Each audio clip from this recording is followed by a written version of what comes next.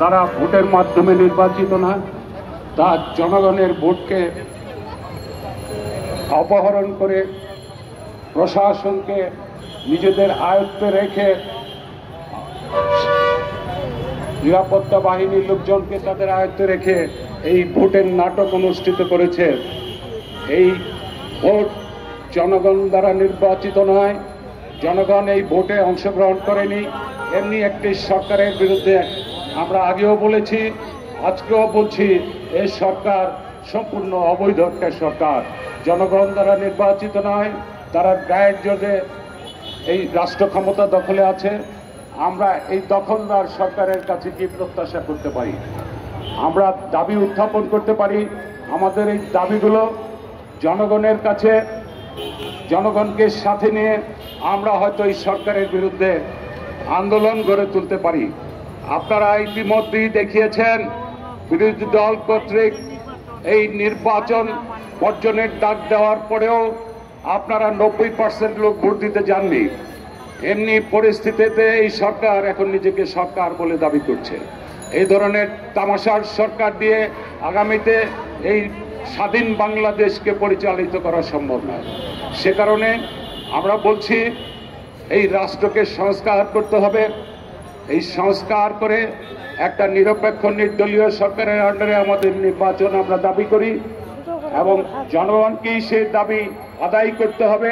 সরকারের কাছে দাবি দেওয়া করে কোনো লাভ নেই। যেহেতু এই সরকার অবৈধ সরকার, আমরা তাদের কাছে কোনো দাবি দেওয়া প্রত্যাশা করি না। তাদের কাছে মানুষের মঙ্গলের জন্য কোনো দাবিও আমরা উত্থাপন করি না। তারা যে কদিন আছে বাংলাদেশকে তারা তাদের মতো করে চালাবে। তাদের বাংলাদেশের সম্পদ লুটপাট করার যত রকম ফন্দি ফিকির আছে ইতিমধ্যেই তারা সমাপ্ত করেছে। বন্ধুগণ, আমরা জাতীয় সমাজতান্ত্রিক দল এই দেশ স্বাধীন করার সময় আমাদের ভূমিকা ছিল।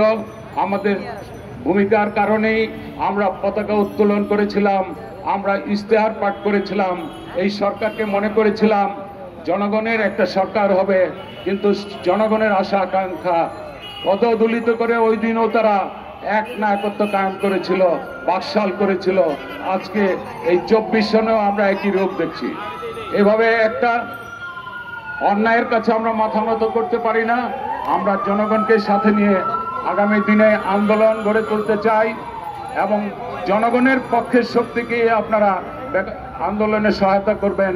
আমাদের মধ্যে জনগণের নামে যারা এখানে আছে, ভোটের সময় দেখা যায় তারা জনগণের থেকে সরে যায় এবং তামাশার নির্বাচনে অংশগ্রহণ করে। এই ধরনের লোকদের কথায় বিশ্বাস করবেন না।